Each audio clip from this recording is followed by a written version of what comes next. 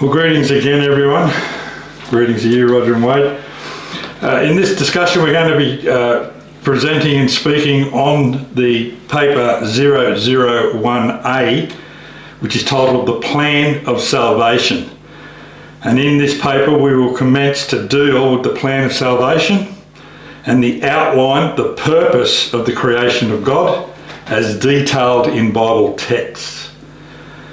All right, Wade, well, what would you like to tell the people about this paper? Well, we'll start at the beginning. And the beginning was the fact that there was only one true God. That God's name in the Bible is Eloah. In the Chaldean, it is Elahh. And that became into the Aramaic, Eastern Aramaic, as Eloah. That is, the Arabic was then formed into Eloah, which means really the deity. And God, the one true God, Eloah, of the Bible, admits of no plurality whatsoever in the name, and nor does the Chaldean, nor does the Aramaic, and nor does the Arabic. There is only one true God, and he sent Jesus Christ, John 17:3. That's the fundamental basis of the faith. Christ did not exist until God created him with all of the other sons of God, the Elohim. Elohim is a plural word which refers to all of the sons of God, and they were organized under morning stars. And the morning stars and all the sons of God, when God created this earth, and it was God the Father that created this earth, it was not Jesus Christ. Job 38:4-7 says quite clearly that God, the one true God, summoned all of the morning stars and all of the Elohim, the sons of God, to be present when he created the earth. And all of the morning stars sang for joy at the creation of this earth. The purpose of the creation of the earth in the long term by God was to create further sons of God. And one of the reasons he was doing that was to establish a sense of responsibility among the other sons of God that he had created before the earth was. Before the foundations of the earth were laid down, he had created Christ and all of the other Elohim who were to rule the world, but they were also given humans as responsibilities in order for them to bring us to a point where we could all become Elohim. That is covered in paper number 1, the elect as Elohim. That's the whole purpose of this salvation, is to get humans to the point they can be translated in the resurrections at some stage in that process of the resurrections of the dead to become sons of God and Elohim. Now, the Psalms are all clear about the council of the Elohim running the planet and dealing with mankind, and that the purpose of mankind is to become Elohim also. Psalm 82, it's written in your law, I said ye are gods. And Christ said, and scripture can't be broken. John 10:34-36. That's the purpose and the plan. And somehow it appears that the earth became tohu and bohu, that is waste and void. Isaiah 45 says that God did not create it that way. He created the earth to be occupied, inhabited. And that purpose was to get us properly trained as Elohim, as gods. And that is not blasphemy, that's the purpose. God set us aside to become Elohim and co-heirs with Jesus Christ. Now, that's the whole structure of the plan as an ongoing thing. What God did then was create a system in human structure with which he could establish Christ as the new morning star of this planet and bring all of the sons of men into a structure of training which became and was set aside as the nation of Israel. Israel is not a single selective process. All men are to come to God through Christ under the nations effectively centered on the nation of Israel, operating and governed from Jerusalem. And that will occur through the first resurrection, in which the church was formed with the prophets, and they are prepared and trained and selected to be going to the first resurrection, to do the job of the other demons, the Elohim, that were the fallen host, and they will then occupy for 1,000 years the planet and train in the second resurrection all humans that have ever lived. Right. Now that's the overall plan, and that's what we lay out in this work, the Plan of Salvation, number 001A. That's an amazing way to contemplate just the simplicity, how it's all laid out, until the God of this world, hating it, wanting to become higher than the Father, has corrupted everything through professing Christianity. Yes. And God has allowed it because that allows him to, through predestination, to call people that he deems worthy to qualify for the first resurrection. At the beginning of the paper here it says that we have one God, and he decided to create and reproduce himself in multiplicity, and which you've just given us. But professing Christianity has, through various means, deitism or radical Unitarianism, convoluted all that, and now that error is instilled and deceives the whole world, as we know, under Revelation 12:9. Would you be able to tell us more about this insidious corruption that Satan has done on the world?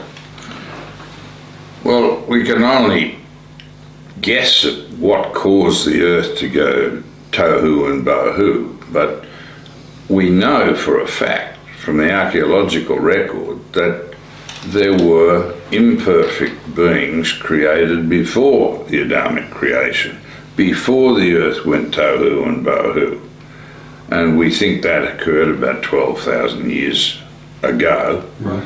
And that God then had to send the Elohim to the earth to recreate it in Genesis 1:2.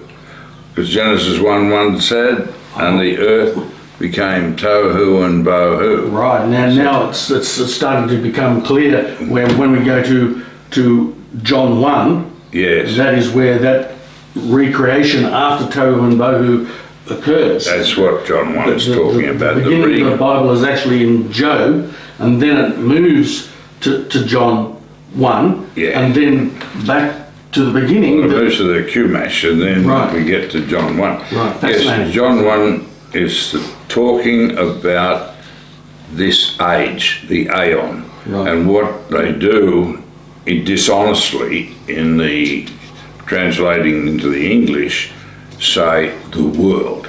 Right. It's the age. The word is either aeon or cosmos. It's not that structure where Christ created the world. He didn't. He re-established the earth in Genesis 1-2 Right. onwards.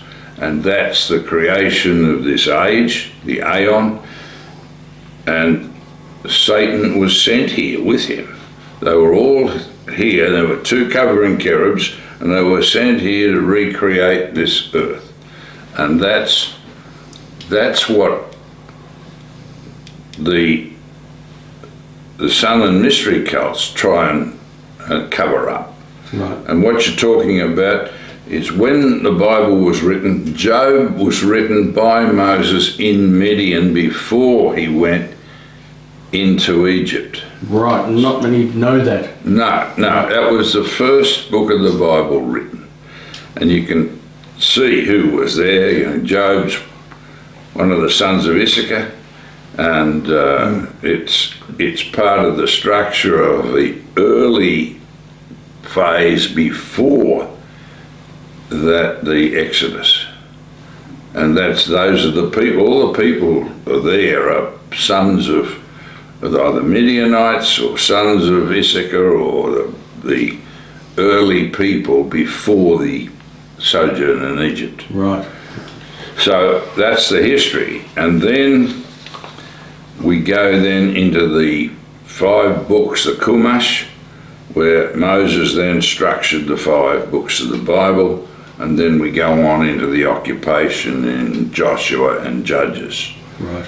And the commentaries are written on each of those series, Sure, yeah. except for the Chumash is not complete yet. But Right. the laws of God are all written as a separate book under L1. Right.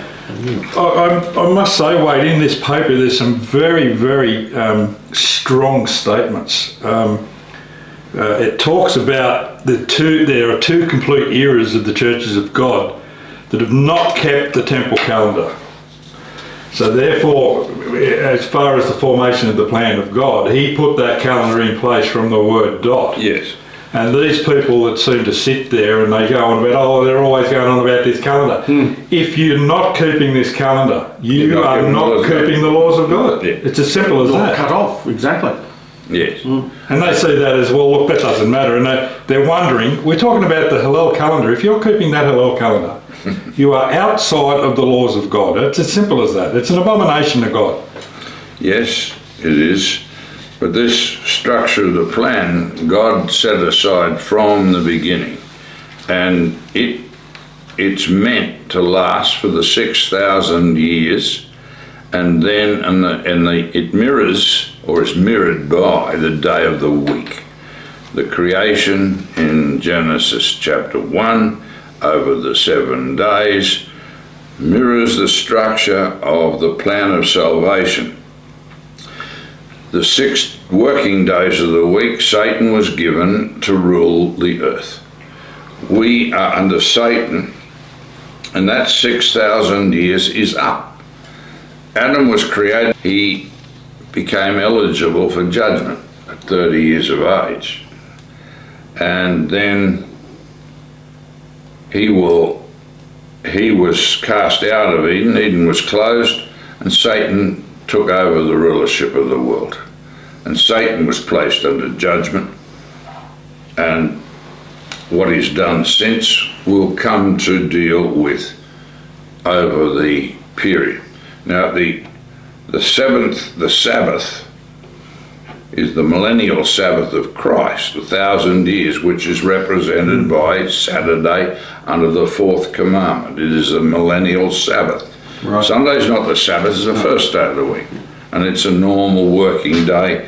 And if you want to keep Sunday, Christmas and Easter, you will not live into the millennial system of Christ. It's that simple. You will die, and you will not be allowed to infect the people of the millennium with your heresy. Right. Yeah, we're going to touch on that, Wade. I mean, a lot of people don't realise that this plan of salvation and I'll use a word that the world's quite familiar with, has a lot of violence in it. In that God does say, if you're not going to do what I've asked you to do, eventually you are going to die. Yes. And people just don't get that, do they? No, the fiction has been put out by Satan, and I hear it in the churches of God. They're told. People come to us all the time, telling us what they've been told by these ministers of the churches of God. Oh, or the Protestant system, or the Catholic system. Christ wouldn't do that. He's a loving person, and they've got this effeminate, long-haired person hanging on this sun cross outside of most of the churches and in the churches, and they've got the Mother Goddess statuette. That's been going on for thousands of years. It was long before the Virgin Miriam was born. They were making statues of the goddess. Right, yeah. And Easter is the name of the goddess in the ancient Anglo-Saxon. That's the name. And I'll just look up the Oxford Dictionary and say Easter, and it says the name of the goddess. Oxford Universal Dictionary says exactly that. Right. Mm-hmm. Now, most people don't understand what the structure is, and this Baal system was set up by Satan to undermine the faith. When they came out of Egypt at Sinai, when Moses went up the mountain to receive the law from God, they built a golden calf. Mm-hmm. And the golden calf was the symbol of the moon god's sin. And our word sin comes from the worship of this golden calf under the Baal system of Sunday, Christmas and Easter. Which is a transgression against the law. Yes, plain. yes. What sin is. That's correct. And we refuse, it's not a matter of we don't get it, we refuse to obey God. We refuse to keep the fourth commandment and the new moons and the holy days and the structure of God. We refuse.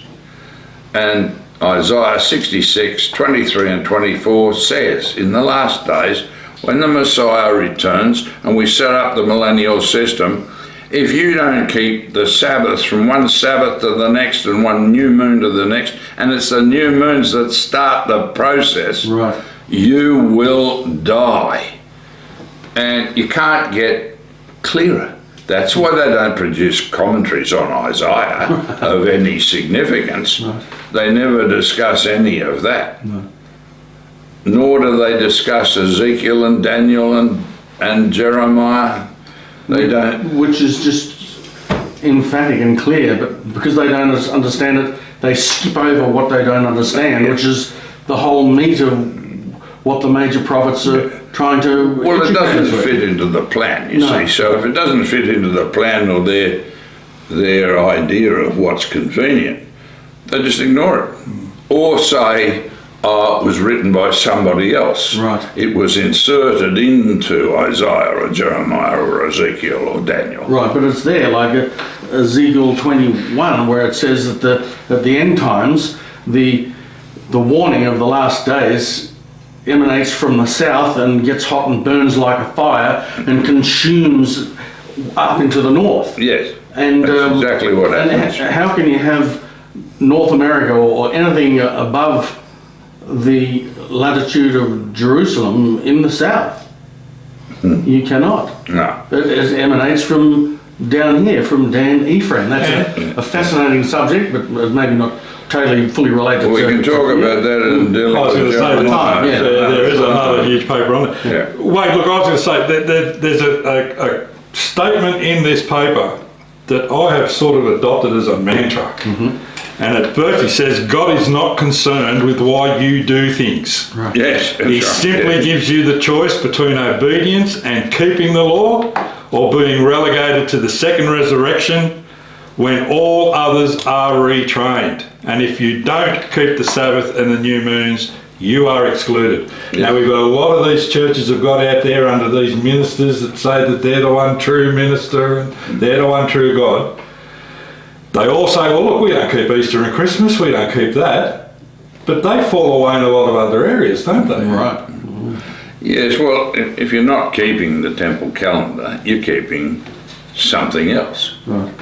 And if you're keeping something else, that excludes you from the children of God, the churches of God, because they keep the temple calendar. And we have done for 2,000 years.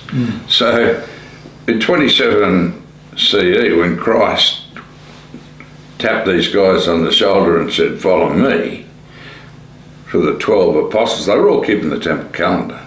And they were waiting for the Messiah. And when he tapped them on the shoulder, they went. And half of them were put to death in horrible ways. But they did it because they knew he was the Messiah and that they had to do what God said and did.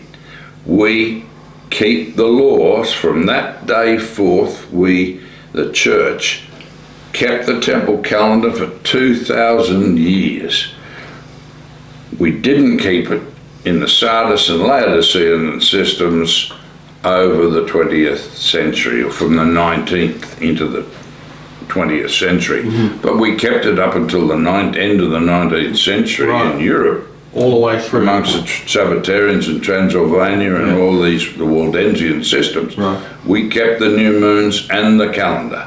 And we keep it in CCG same way they did in the 1st century on through to the end of the 19th century. All through the Middle Ages as they did, right? Yeah. And look, wait, I can hear them out there now saying, oh, but there's a scripture in the New Testament that says, don't let anybody judge you for food and for Sabbaths and for keepings of the new moon. Oh. You don't have to worry about it. All I'd say to those people, and you can correct me if I'm wrong, is that it's not talking to people not keeping it. It's talking to the people that are keeping it and saying, don't worry about those that judge you for keeping it. Exactly. Yes. And they don't get it. Well, it's in how you, let no one judge you on how you keep them, not how you don't keep them. Right. It's, you are required to keep the Sabbaths and the new moons, but if you're keeping Hillel, under the modern Jewish calendar, you can't be keeping the Sabbath and the new moons in the correct way on the correct days. Right. So that's what God says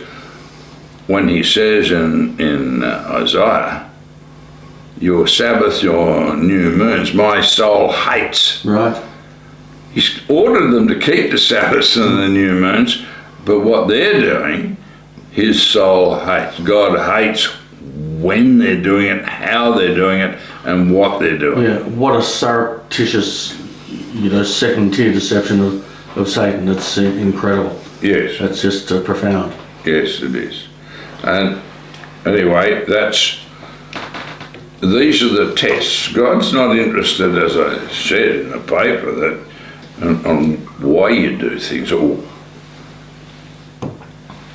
He's interested in a clear watershed. You're either doing what he says or you're not doing what he says. No respecter of man. He's no respecter of persons, and if you're not doing it, you're out.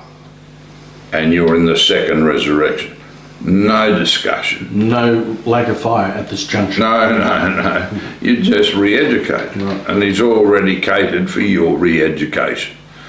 And that's what he's selecting, is people who are able to obey him, go into the first resurrection, then care enough about the structure to take part in the millennial system and then the second resurrection of the dead, and then re-educate everyone that's ever lived so that nobody falls through the cracks. Right. Beautiful. And there is no hell, no eternal punishment of anybody for anything, and there is no third resurrection where we can burn people simply because they left a corrupt, evil organisation. Right. Well, Wade, I was going to say also, there are quite a lot of topics in this, and just to go over a few of them, the paper includes discussions on the first and second resurrections. It includes discussions on predestination, on Lucifer and how he became Satan, the great white throne judgment, how there is a judgment of the demons. But there also is a very significant section in there on the mechanics of the plan. Yes. And that making clear that the mechanics of the plan of the creation is a very brilliant and simple process. Now, do you have any idea on that, and also the sequence of the plan, as to where the paper will lead the thinking of the individual to? Yes, well,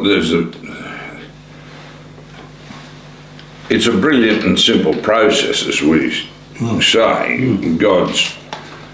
God didn't really create it to be confused. The 6,000 years, over that period, we lost a great deal in the first section of the creation. That is, where the demons interfered through from Adam to Noah. And only those pure in the generations were kept for the ark and saved out of that system.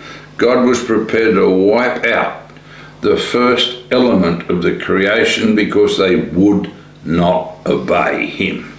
Now, if you think he's not prepared to do that again, in terms of allowing Satan to wipe out these people who won't obey him, you don't understand the Bible at all. God's saying, if you want to worship Satan under these false systems, if you want to keep Sunday, Christmas and Easter, you don't want to keep the Sabbaths and the new moons and the structure of the feasts, that's fine, you do that.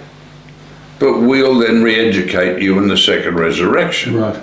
You won't be in the first. You won't live through the millennium with Christ. Your families won't live into the millennium. We won't let you infect the millennial system, the Sabbath of the Lord. Yes. You will not be allowed to bring your heresies into the millennial system. And that goes for the churches of God. If you're keeping Hillel and not refusing to keep the new moons, and you're postponing the Sabbaths, and you're keeping them in the wrong months, you will not be allowed to go into the millennial system and infect the millennium under the Messiah. You will die before the millennium. Get that through your heads. And you think Christ is going to prevent that and give you some out? I'm sorry. You don't understand the Messiah. When David numbered Israel, he was given 3 choices, and he decided to take the 3 days in the hand of the Lord, and Christ killed 70,000 people because of David's sin. So if you think Christ is a wuss, you've got a real problem. Exactly. Exactly. He changes not. No, he changes not.